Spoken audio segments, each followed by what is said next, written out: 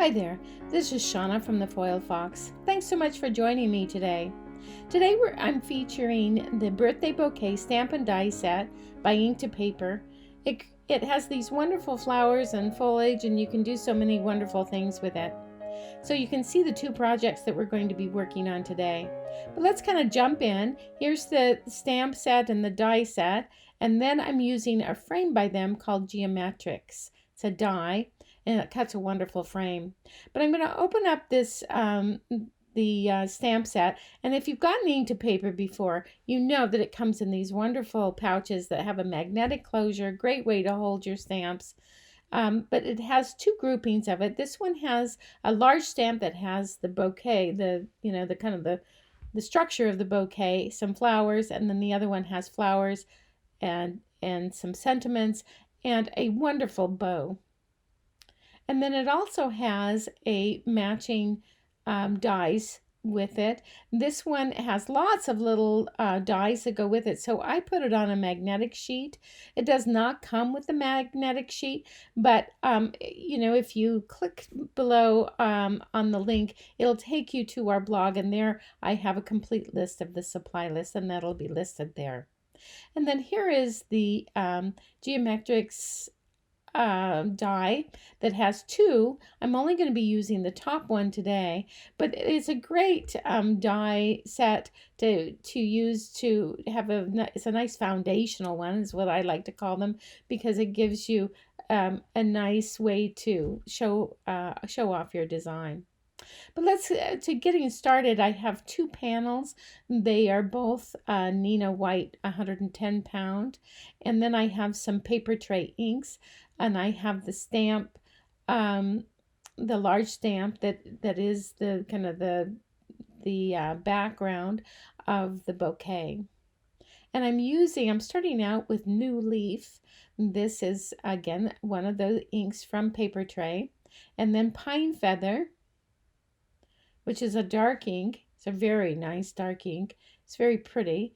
And then I'm using Prairie Grass. I always get a bunch of their inks out because they have so many wonderful colors, and I never know which ones I'm going to want to use, so I like to have more than I need, just so that I have a chance to use them if I need them.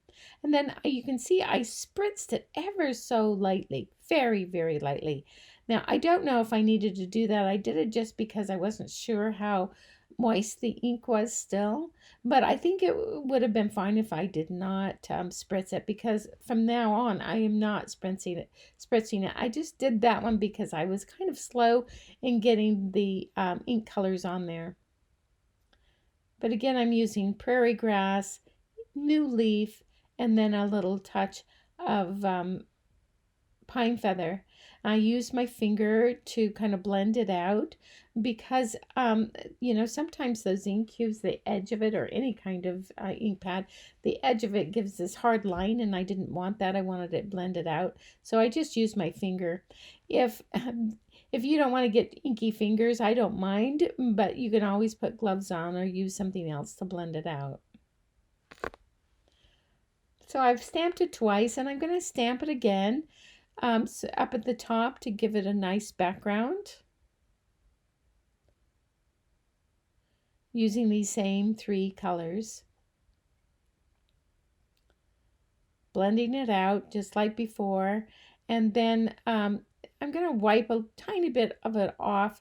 It actually will kind of have a ghost look to it because it'll be there. It's hard to pick it up in the camera, but it's there as if it had been stamped off on one little section, because I didn't want it that bold. And I'm going to do the other panel as well, since I have this stamp out. This one I'm only using two inks. I'm using Vintage Cream and Stormy Sea. Stormy Sea, you would think that it would be blue, but it's really a green with a lot of gray in it and maybe a touch of blue. And then the Vintage Cream is a really luscious color, and I really like the combination with these two. This is for a wedding card for my stepson, and I wanted something that had a modern feel to it but also was very simple and elegant. And I think that these two colors really achieve that. So I stamped this exactly the same way. And then now I'm going with those two panels done. I'm kind of trying out some different colors. I settled on, and I'm going to cut out, I'm going to cut out the geometric, using the geometrics, and I'm going to cut out some frames. Now I settled on a white frame and the Easter grass green for one of them, and I did a white frame where the Easter grass is going to be stacked on top. Because I wanted to create a little bit of dimension. I'm using liquid glue. This happens to be L'Enfant's tube glue. I like it a lot. It gives me just a little bit of wiggle room, but it adheres very nicely. And it's fairly quick, but it does give you just enough time to get that all together. And then with the other one, so I'm going to kind of press that in the center into place. And the other one I used, I had stacked the silver on top of the white. And then, I'm sorry, I'm a little off camera there. I'm just pressing that into place, and you kind of get an idea how that looks. So with setting aside the one for the wedding for right now, I'm going to work on the more springy one. So I'm going to take out the stamps again, and I'm going to use all the flowers. I don't know that I'm going to use all the flowers, but I decided I'm going to stamp them all because even if I don't use all the flowers for this one, I will use them for another project. And since I'm in the mood for stamping, that's a good time to do it. So I, again, have a bunch of colors of paper tray ink cubes because there's so many cool colors that I wanted to have them right there at the ready and decide which ones to use. And in some cases I used two different colors, like if I wanted to make it darker in one end, then I stamped it again with a little bit darker ink on one little section just to give it a little bit more interest. And then it has 4 different centers with this stamp set, which I really appreciate, and the centers really kind of make it. I used some dark ink for this. You can use whatever dark inks you like, but you can see it just all of a sudden just transforms those flowers, and I'm so pleased that there's 4 different ones that you can choose from. So often you don't get any, or there's only one, and this one has 4. And with all of these flowers done, then I'm going to take the die set, and I'm going to cut out all the flowers. Also in this die set, there are 3 different foliage dies, and then there's the bow. Now I am not going to stamp the bow, I'm just going to cut the bow out. As you can see there, I cut it out of pink paper. And then you can see here I had cut out the foliage ones, those 3 foliage ones you just saw, and I decided to color them, to cut them out in white and color them with some Copic markers. I did this just because I wanted to have a little bit more control over the color, but you could just as easily just cut them out of colored paper, and that would be very pretty as well. But I'm just using a variety of greens there to have to color those, and you can see now I've taken them out and they're all ready to be used. I also cut out a little tiny tag. This is from, I think it was called Modern Gift at ink to paper again, that was out in the at Christmas time, and I stamped the sentiment that was included in the birthday bouquet set, and it says, "It's your day." I figured this could be used for many occasions, and I really like sentiments like that because I never know what I'll need at any given time.